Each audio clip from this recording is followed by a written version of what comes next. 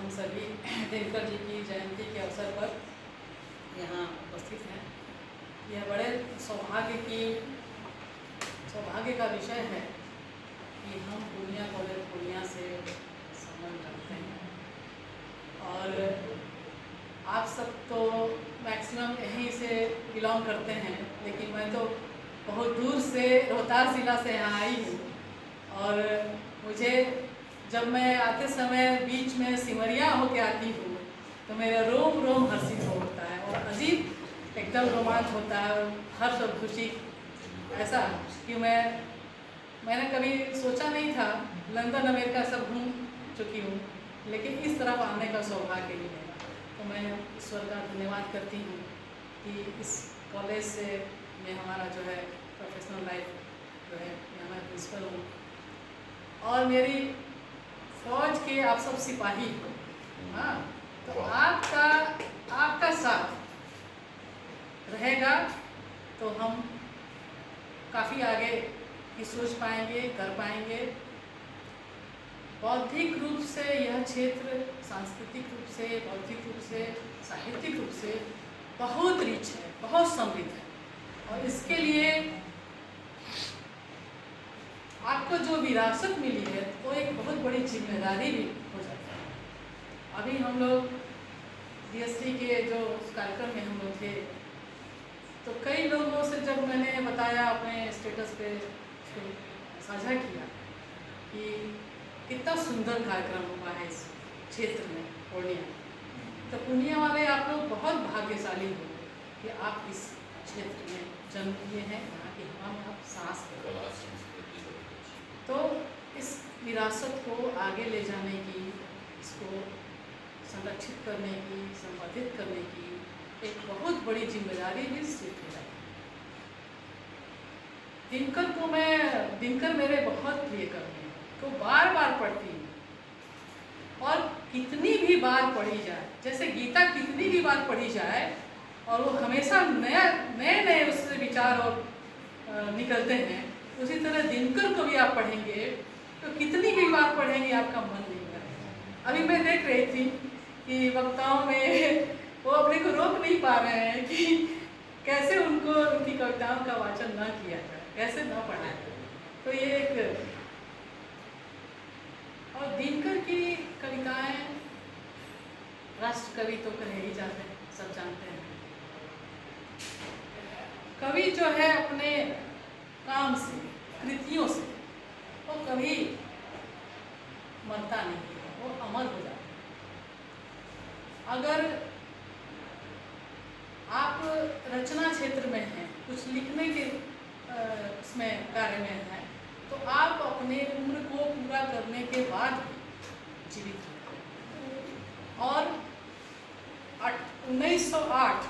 23 सितंबर 1908 में वो जन्म लिए और 24 अप्रैल 1974 में वो हमारे बीच में शारीरिक रूप से न रहे, लेकिन वो आज भी हमारे बीच है, अपने कृतियों के द्वारा, अपने विचारों के द्वारा और जिस तरह के उनके अंदर में न्याय की, उनकी रचनाओं में जो न्याय की भावना है, जो समानता की भावना है, भेदभाव से अलग।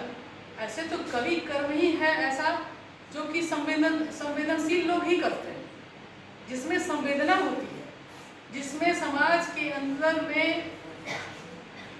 जो असमानता है, जो भेदभाव है, जो दुख है, जो कष्ट है, उसको देख के उसके मन में जो भाव पैदा होते हैं उनको वो शब्द देते हैं। और जिस तरह से एक शिशु के जन्म में माँ प्रसव पीड़ा सहती है, वैसी ही प्रसव पीड़ा एक कवि को भी, तब जाकर एक रचना जन्म लेती। तो उस उनकी अनुभूतियों का, उनके अंदर जो संवेदना होगी उसको हम जान सकते हैं, हम पढ़ने के बाद उसकी अनुभूति कर सकते हैं। तो ये हमारा सौभाग्य है कि दिनकर जी यहाँ रह के लक्ष्मीधर जी के कुछ अंशों को उन्होंने यहाँ लिखा। तो आपके लिए, हमारे लिए ये बहुत खुशी की बात है, हर्ष की बात है। और इसके अलावा हम काम कुछ इस तरह के आ जाते हैं कि हम लोग इन सब चीज़ों से थोड़ा दूर हो जाते हैं। तो ये बड़ा दुख होता है, कष्ट होता है अंदर से कि हम जो विश्वविद्यालयों में, महाविद्यालयों में जिस लिए हम यहाँ सारी व्यवस्था है, उस मूल काम से ही हम थोड़ा अलग हो जाते हैं, विचलित हो जाते हैं। फिर भी संघर्ष को दुनिया सलाम करती है और संघर्ष तो जीवन का एक पार्ट है, तो वो हम लोग करेंगे, करते रहेंगे। और जो भी संसाधन हैं, कम से कम संसाधन, अभी तो कितने कम संसाधनों में हमने ये कार्यक्रम किया, ऐसे ही कार्यक्रम आयोजित होते रहने चाहिए। और मैं भी कुछ सुनाना चाहूँगी।